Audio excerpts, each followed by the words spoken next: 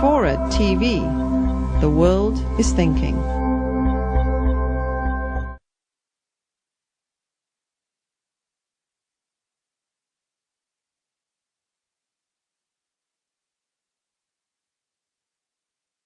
The second question in the book is, how do we know smoking's dangerous?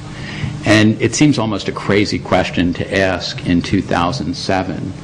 But in the middle of the 20th century, as rates of lung cancer rose, cigarette smoking was only one of several hypotheses about what was causing this dramatic change in patterns of disease. Some of the epidemiologists, the early epidemiologists who worked on the problem, said, I was betting it would be cars. If you look at the graph for cars, it looks very similar in many ways to the rise in cigarette smoking.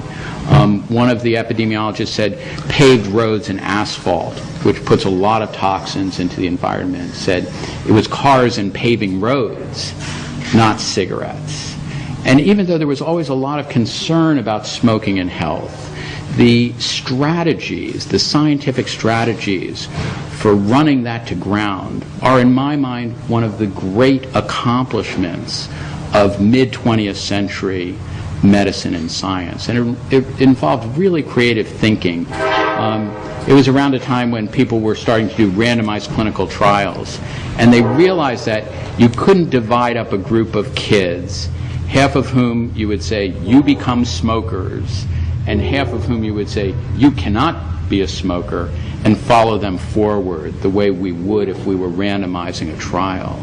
So Dahl and Hill in Great Britain, and a surgeon in St. Louis, Evarts Graham, and one of his medical students, Ernst Winder, start to do these studies where they're tracing people forward that are carefully matched, smokers to non-smokers, and then seeing what happens with their health.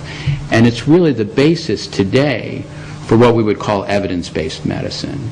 So again, I find in this story sort of structures that are basic to the history of the United States throughout the 20th century. And by 1954, 1955, the evidence that smoking caused lung cancer was very, very significant, if not overwhelming. So what did the companies do? They sponsored ads that say, more doctors smoke Camels than any other brand. They had ads that say, play safe, smoke Lucky Strikes. They had ads that said, you know, just what the doctor ordered, L&M's new miracle filter. And it was very brilliant. And they said, you know, there's not proof. They sponsored science that directed attention away from the cigarette.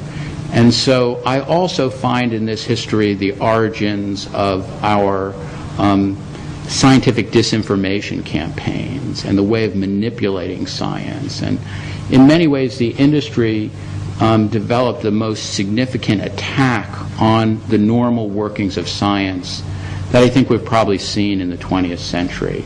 How can we disrupt the science? That was the question.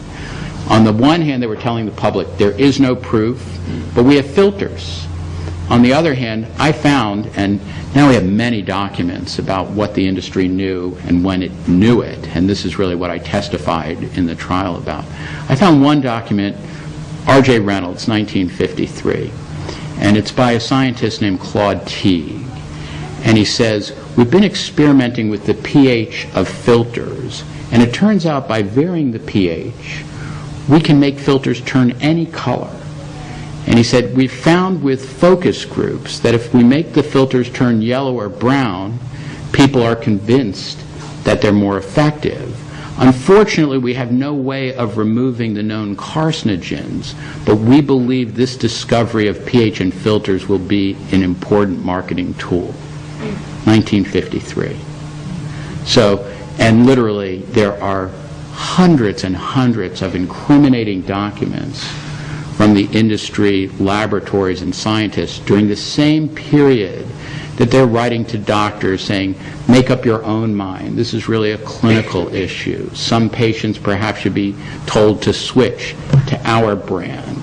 But they wanted to maintain smoking within the domain of individual clinical judgment. as opposed to the categorical finding that smoking causes lung cancer. And this eventuates in the first Surgeon General's report, which in my own mind never would have been written except for the disinformation campaign that the industry was waging. And finally, people in public health said, if we don't pull independent scientists together and have them make a definitive statement, this controversy will go on and on. So the second section of the book is this question, how do we know? And it really documents this process for knowing.